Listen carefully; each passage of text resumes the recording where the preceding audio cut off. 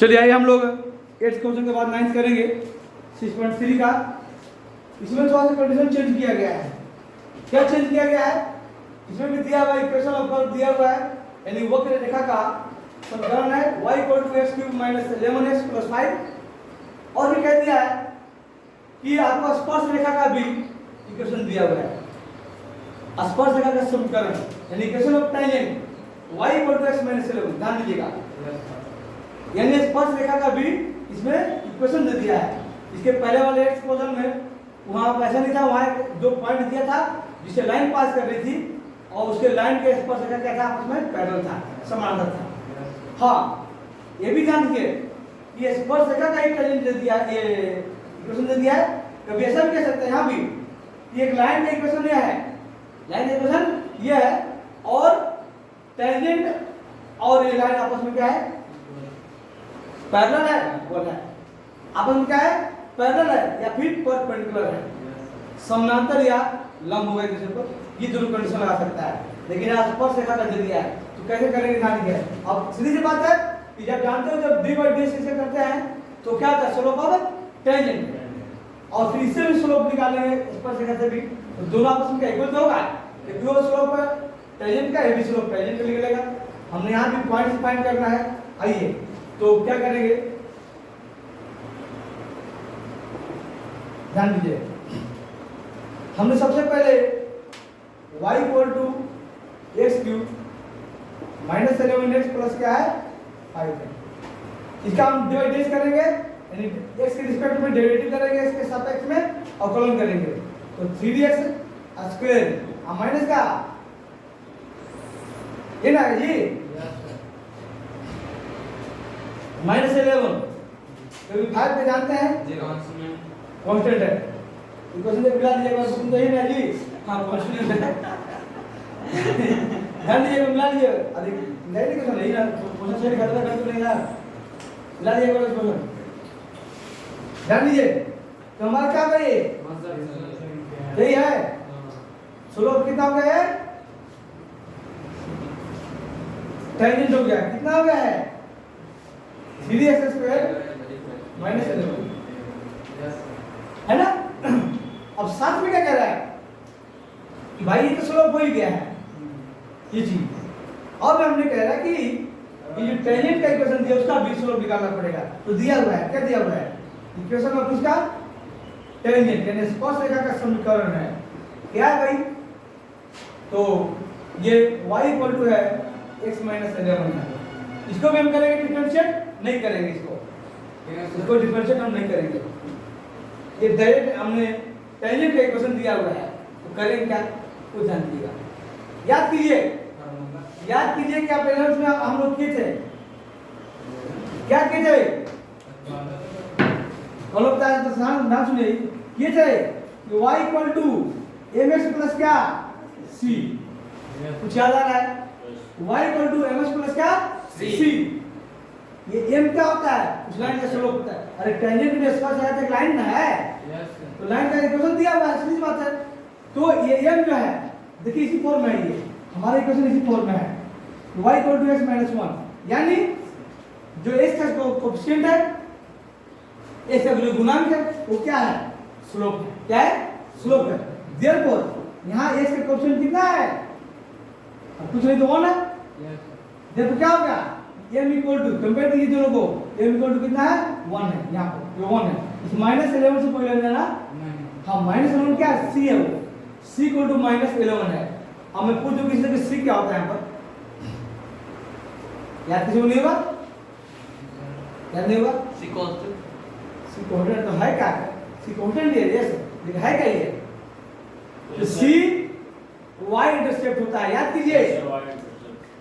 पीछे वाला भी रिमाइंड करके दिखा, क्वेश्चन का रिलेशन नहीं होगा, रिमाइंड कीजिए, याद कीजिए कि हम लोग इसको बोलते हैं कि स्लोप पॉइंट फॉर्म में जो था एक स्लोप दिया है, तो एक बार y इंटरसेप्ट था, एक x इंटरसेप्ट वाला हुआ था, तो y इंटरसेप्ट जा चलता है, यानी इधर से यही जो है यहाँ पर ध्यान दीजिए। यहाँ पर अरे मीनांशु छोड़ी पड़े तो छोड़ दिए, क्या होते हैं, बंद कीजिए इसको।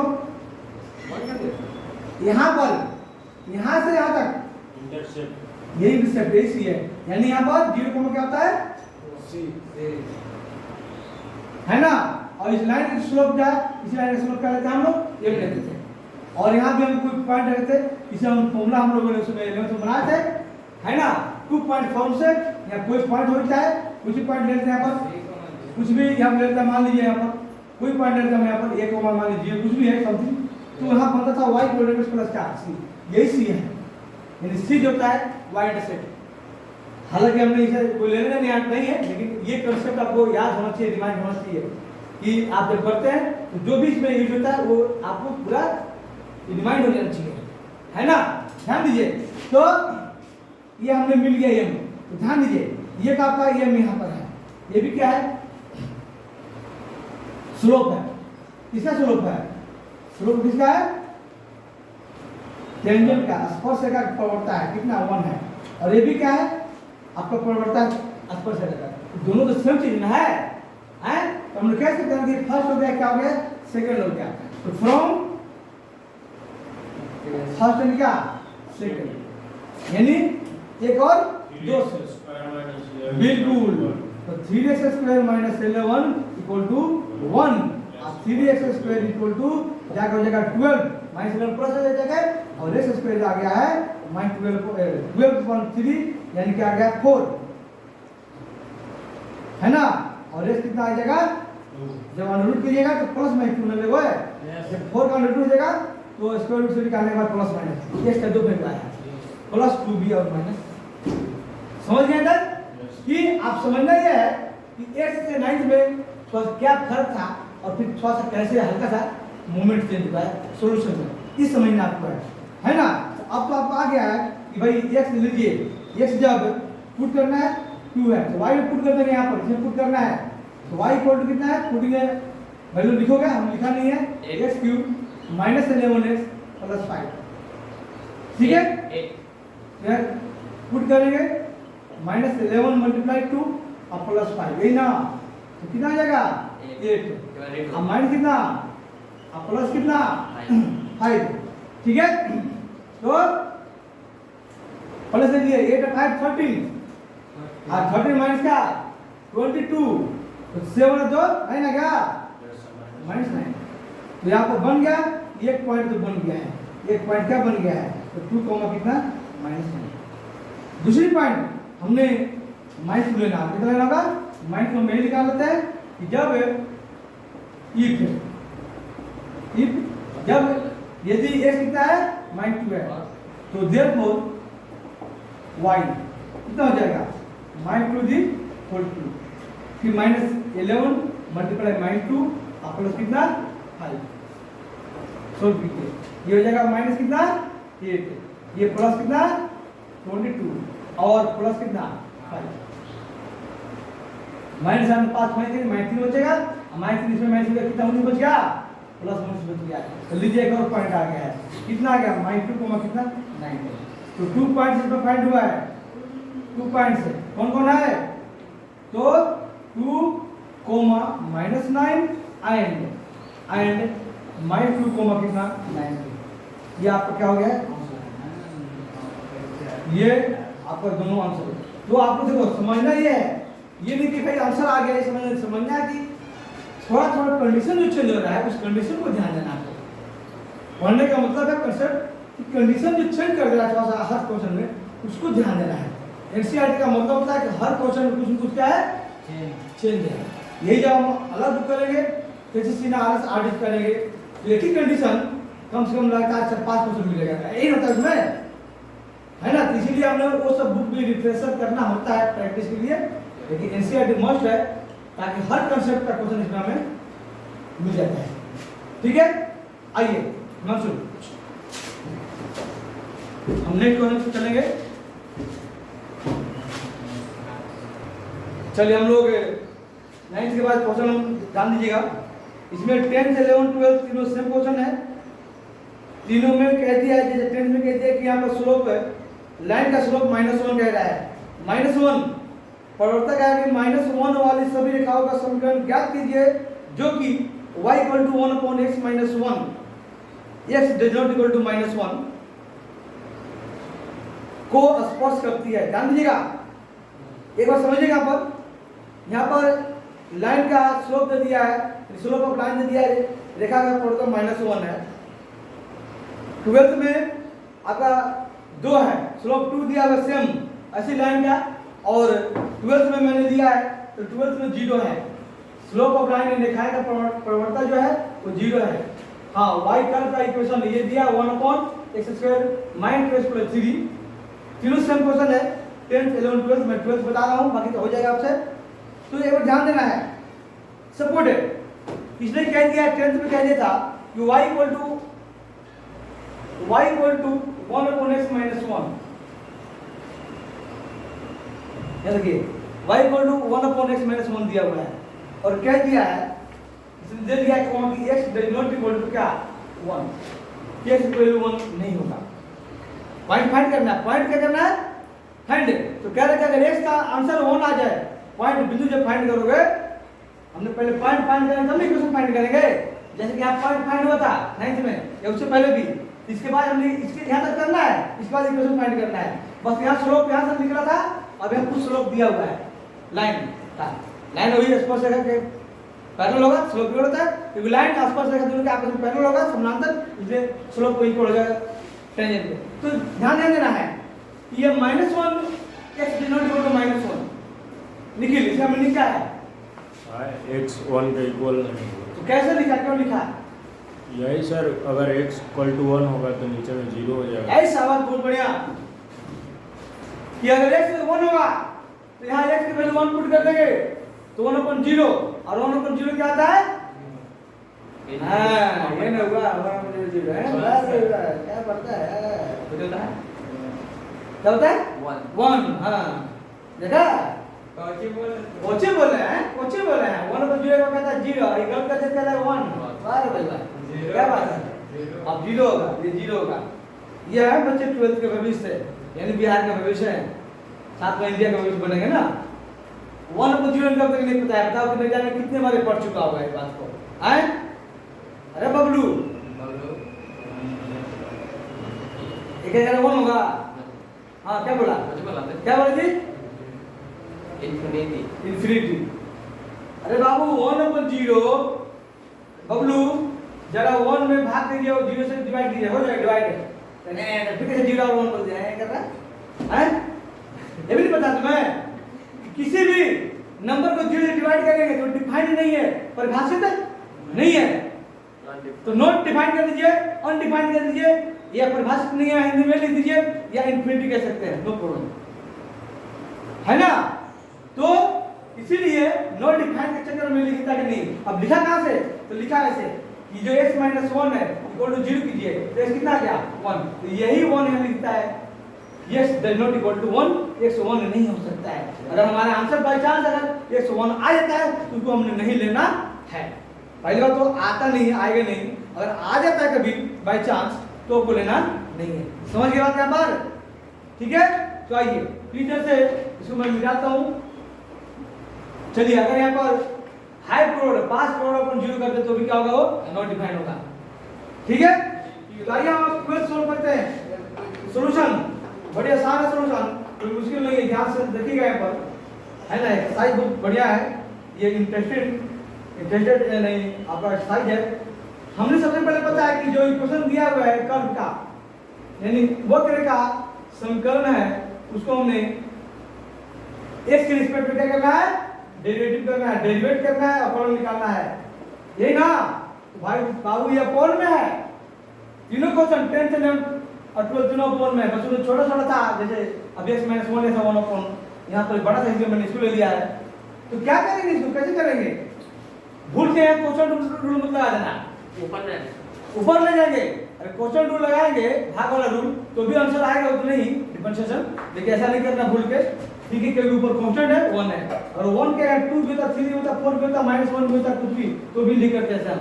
ऊपर वेरिएबल होता तब क्वेश्चन रूल आते हैं, वेरिएबल यानी x का कोई टर्म होता है तो इसको हम ऊपर ले जाएंगे। तो क्या इसका -2x x² - 2x + 3 inverse power क्या आ जाएगी? इनवर्स यानी -1 अपन क्या dx। अब लिखिए तो -1 पहला आ गया तो dx की पावर कितना है? -1 है। अब फिर -1 n -1 क्या तो माइनस जी, ये हो जाएगा 2x प्लस क्या 3, इसका पावर बन जाएगा -2 है ना, क्योंकि x के पावर n का डिफरेंशियल करते हैं तो n x to the power n -1। अब फिर चेन रूल से करेंगे इसका, हो गया तो 2x इसका हो गया, ब्रैकेट में लिखोगे और 2x का क्या माइनस कितना 2, ये पूरा डिफरेंशिएशन कंप्लीट हो गया। लेकिन हम इसको नीचे लाएंगे तो ये तो माइनस रह जाएगा, ये ऊपर आ जाएगा, तो माइनस ले लीजिए इसे 2x माइनस क्या 2 अपॉन में ये पावर नीचे आके प्लस बन जाएगा है ना, x² माइनस 2x और प्लस का 3 टू द पावर कितना, ये आपका क्या हो गया, ये हो गया आपका स्लोप ऑफ इसका टेंजेंट हो गया है, ये डिफरेंशिएशन कंप्लीट हो गया है और स्लोप हो गया ये -2x minus 2 upon x² minus 2x और प्लस 3 द होल स्क्वायर। अब दिया हुआ है स्लोप कितना दिया हुआ लाइन का 0, 0 कर दिया है, कह दिया है 10 क्वेश्चन में -1 कह रहा था, 11 क्वेश्चन में 2 कह रहा था, तो जो भी कह रहा था वो भी लाइन का स्लोप है, अभी टेंजेंट यानी लाइन हुआ दोनों, ये लाइन और टेंजेंट आपस में पैरेलल हो जाएंगे, तो पैरेलल जब होता है तो स्लोप क्या होता है इक्वल, तो ये और वो 0 जो दिया है 0 उसको इक्वल कर देंगे है ना, तो देयरफॉर क्या आ जाएंगे हम जानते हैं -2x -2 जी, लिखा हुआ है कि स्लोप ऑफ इसका लाइन दिया हुआ है 0 दिया है, इन दोनों को इक्वल कर देंगे हम लोग, तो -2x minus 2 upon x² minus 2x और plus 3 the whole square equal to कितना, ये तो देगा मुझे समझ रहे ना, जो भी स्लोप दिया तो उसे इक्वल कर देंगे, -1 में -1 2 में 2 या किसी का फ्रैक्शन में दिया है बुक में,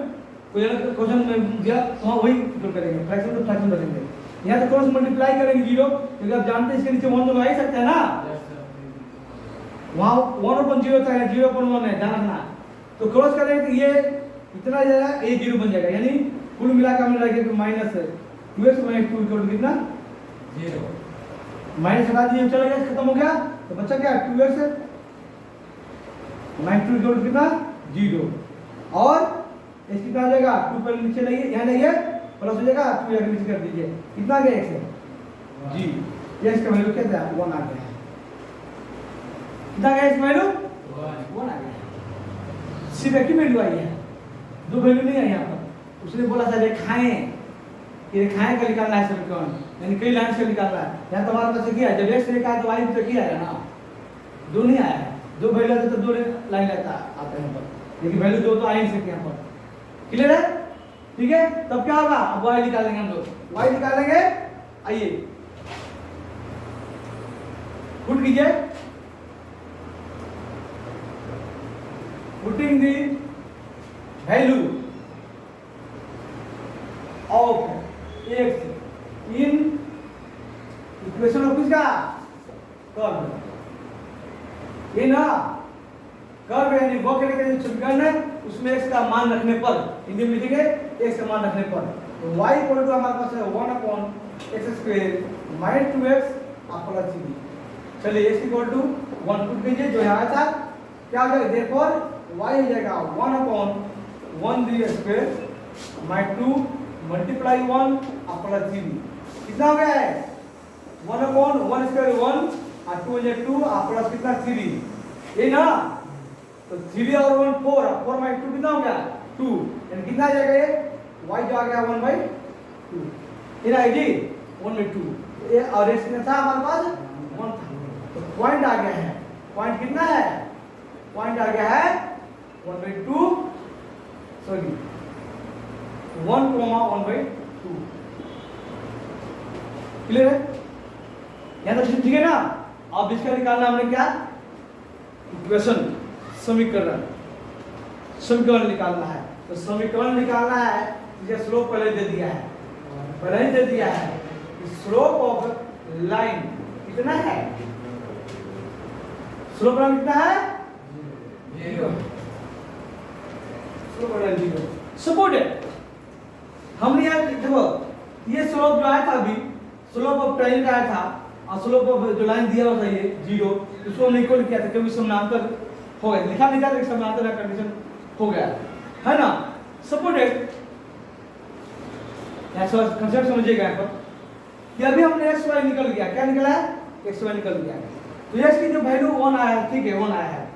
अब जो हमने स्लोप ऑफ टेंजेंट निकला है इसमें ध्यान दीजिएगा, अब डी अपन जेस करके डी बाई जेस करके इसमें एक्स की वैल्यू अगर हम पुट करेंगे तो कितना आना चाहिए भाई, कौन बताएगा।